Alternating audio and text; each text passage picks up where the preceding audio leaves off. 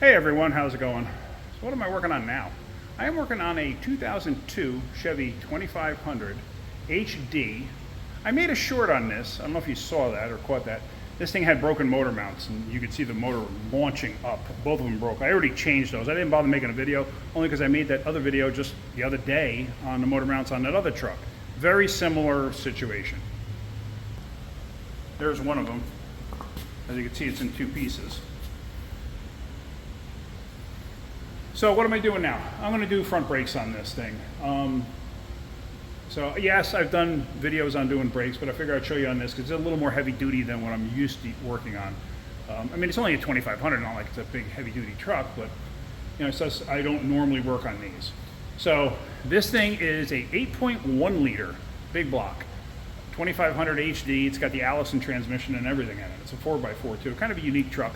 I tell you what, this truck has got some get up and go. It's got some low end grunt too, boy. Whew. But anyway, so this truck actually sat for a long period of time, and that will explain the reason for the front brakes being like this.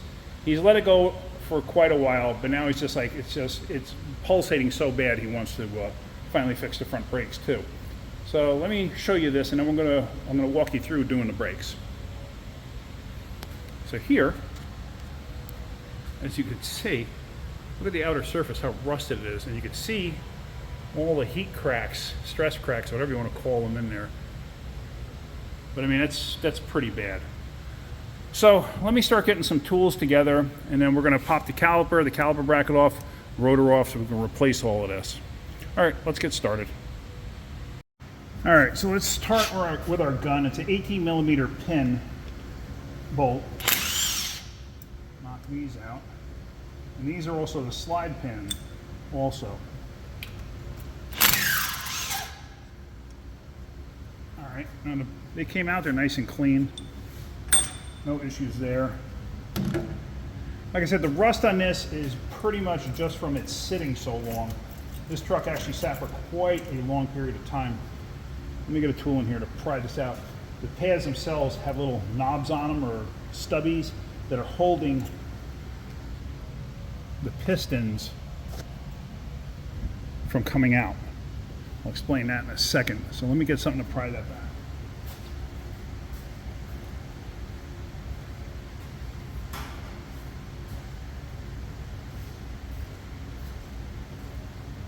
This is a screwdriver. This is not a pry tool.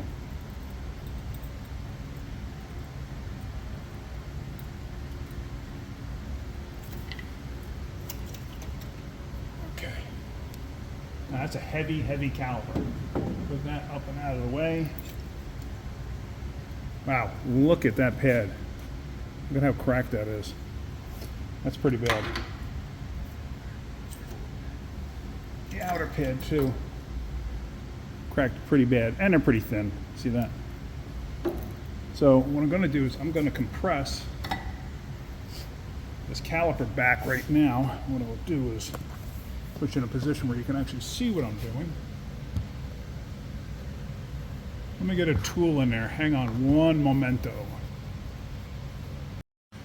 All right, so just a basic C-clamp.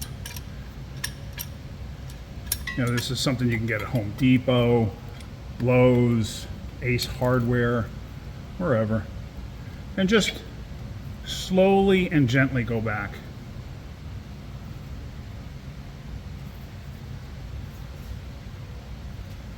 You don't want to force it back way too quickly.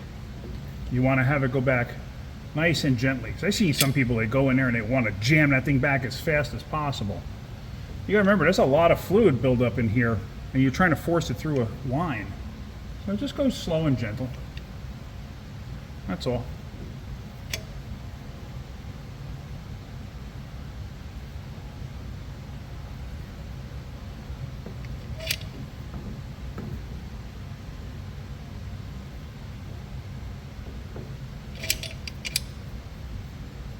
And as you go slow and gentle, you'll feel as you're turning on, so I can get you in an angle where you can see. As you're turning on the C-clamp, like you can feel it get tight, just stop. Let it relax itself. and let it go back. It'll save you aggravation in the future.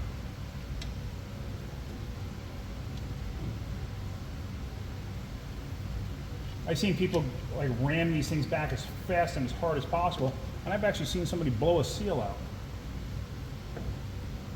You don't want to do that. Okay, so that's all the way back, no big deal. All right, so now let's take the C-clamp off. Take the pad out of the way. Just going to hang the C-clamp up so it's out of my way. And now we're going to take that caliper bracket off. And these should be 21s.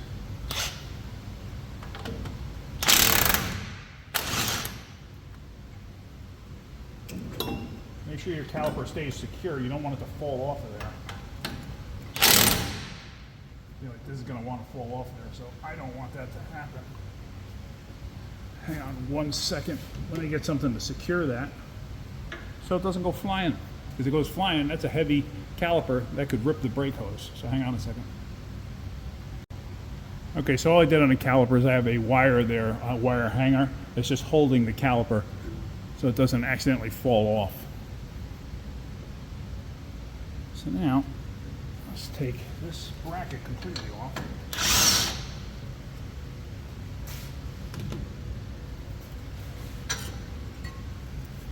And luckily for me, the rotor is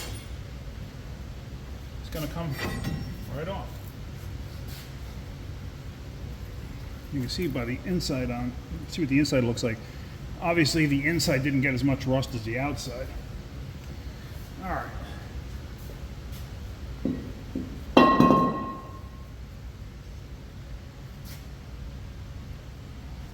So now with everything apart like this, a lot of times if you have any kind of buildup on here, blow it off, take a wire brush, a small wire brush, something, clean it up. Like this doesn't have a heavy buildup on it.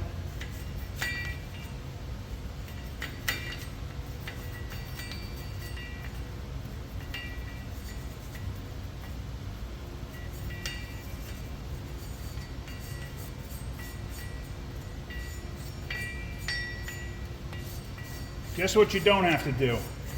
You don't have to go bananas. Especially if you don't have a heavy buildup of rust. If you do have a heavy buildup of rust, then yeah, you gotta go a little more bananas. Let's see, what we're gonna do right now. I'm gonna get a heavier wire brush and we're gonna clean that caliper bracket. Let me do that. All right, so, caliper bracket, where the pads ride. I've explained this before. A lot of times I don't like using the new shims that come with the pads, if they came with the pads at all. And the reason for that is I have found in the past, a lot of times the shims that come with the pads do not fit exactly right. And they have a tendency to overhang in here or here and contact the rotor. And they contact the rotor, guess what? Now you got noise. All right, so a handy dandy little holding device is the hub. Because you want to clean your rotor off. Just spray some brake clean on it. Brake clean on a rag. Wipe it down.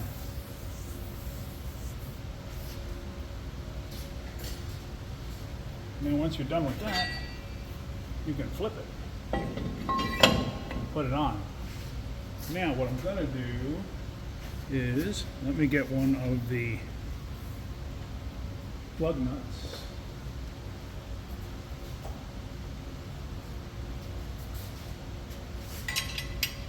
I'm using this nut as a spacer.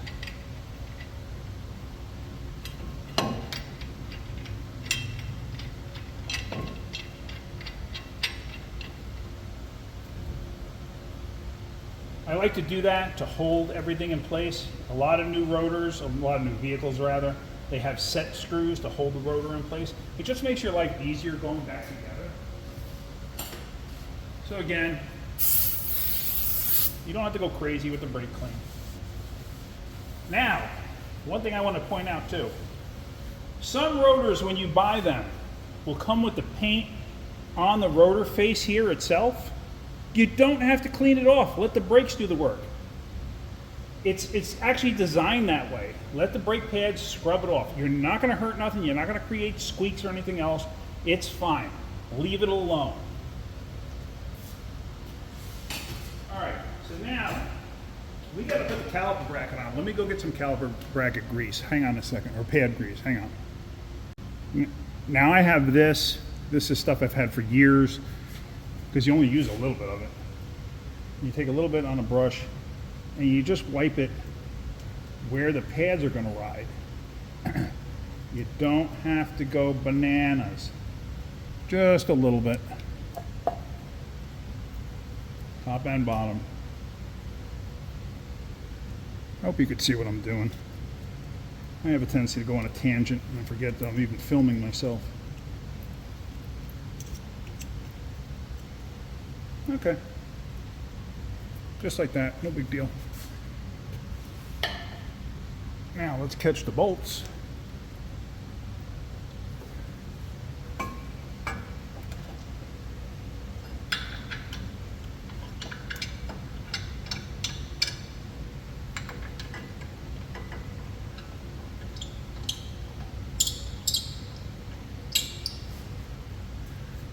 All right.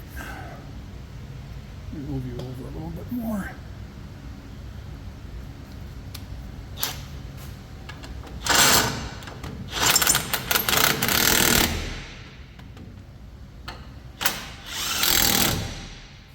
All right, perfect.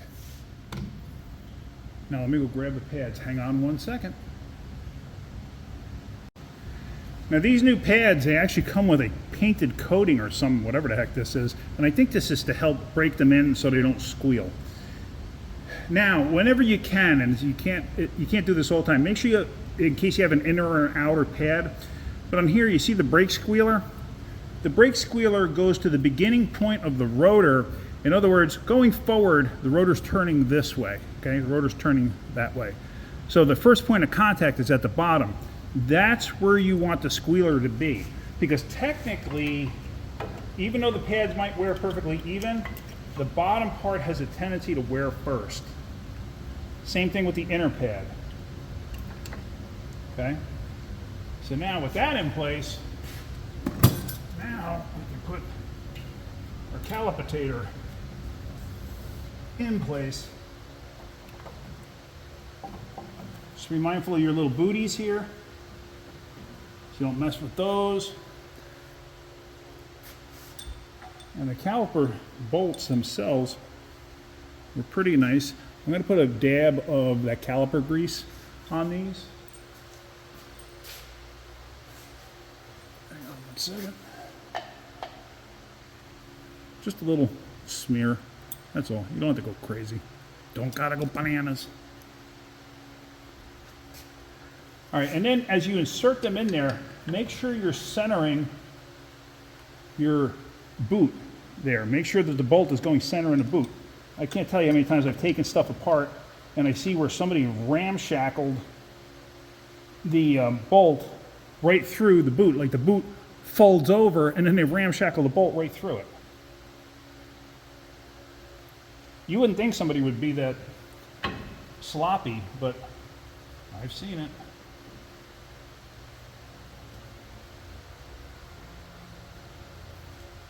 Now here with this, I never like to start stuff like this with a gun.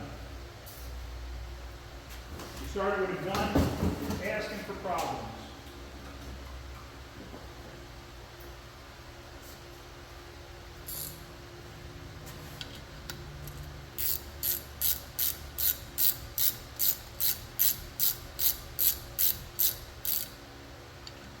Nicey nice.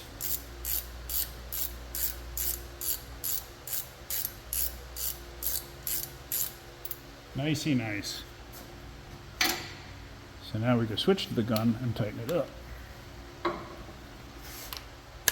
You see I'm using a universal socket on there. An impact universal.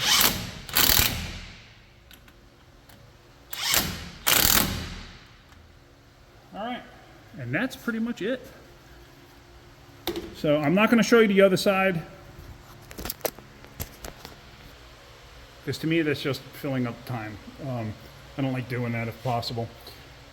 Don't forget to take your lug nut off, because you try to put the wheel on with the lug nut on there, you're going to have a problem. Oh, let me show you something here too real quick, because some of you may be asking. Let me just get this lug nut off.